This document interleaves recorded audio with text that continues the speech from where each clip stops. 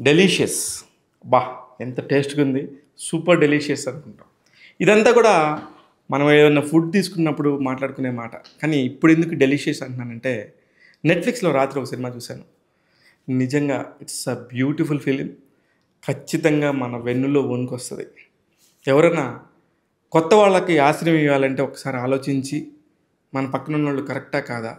వీళ్ళెవరు? ఏంటని 100 రకాలుగా ఎంక్వైరీ చేసుకుంటారు ఆ సినిమా చూస్తే. ఎందుకు? ఎందుకు అంటే చిన్న కథ. చాలా ఇబ్బందికర పరిస్థితుల్లో వాళ్ళుండే ఒక సిటీ ఉంటది.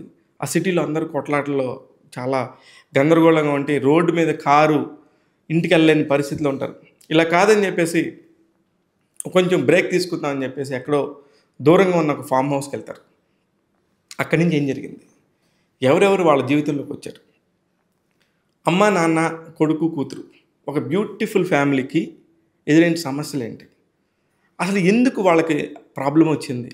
డెలీషియస్ అనే ఒక బ్యూటిఫుల్ నేమ్ పెట్టి వీళ్ళందరూ అంత బ్యూటిఫుల్‌గా ఎందుకు లేరు?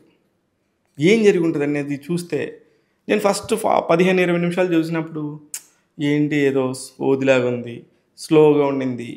ఇది అవసరమా? ఛానల్ మారుద్దామా? అనుకునే టైంలో ఒక చిన్న బ్రేక్ త్రూ వస్తది. ఒక చిన్న పాయింట్.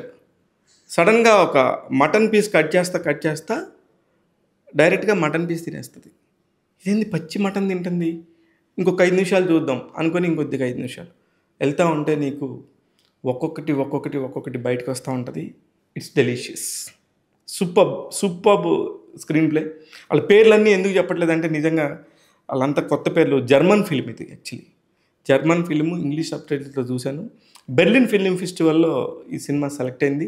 నెట్‌ఫ్లిక్స్‌లో డైరెక్ట్‌గా రిలీజ్ అయింది మార్చి 7వ తారీఖున. ఇట్స్ రీసెంట్ టైమ్స్‌లో ఇట్స్ ఎ బ్యూటిఫుల్ ఫిల్మ్. అంటే ఒక కాన్సెప్ట్ ఓరియెంటెడ్ ఫిల్మ్స్ వస్తా ఉన్నప్పుడు వాటిని మనం ఖచ్చితంగా ఎంకరేజ్ చేయాలి.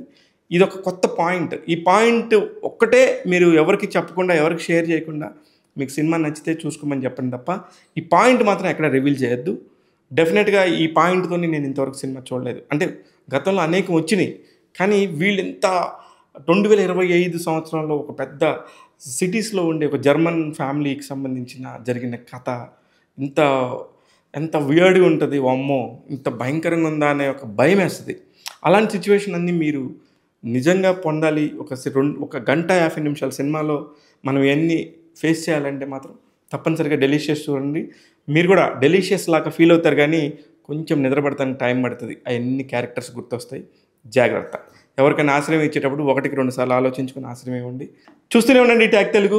ఇలాంటి అనేక రివ్యూస్ గానీ, కొత్త విషయాలు గానీ ఎప్పటికప్పుడు మీ ముందుకు తీసుకొస్తూ ఉంటాను. నేను శివ మల్లాల.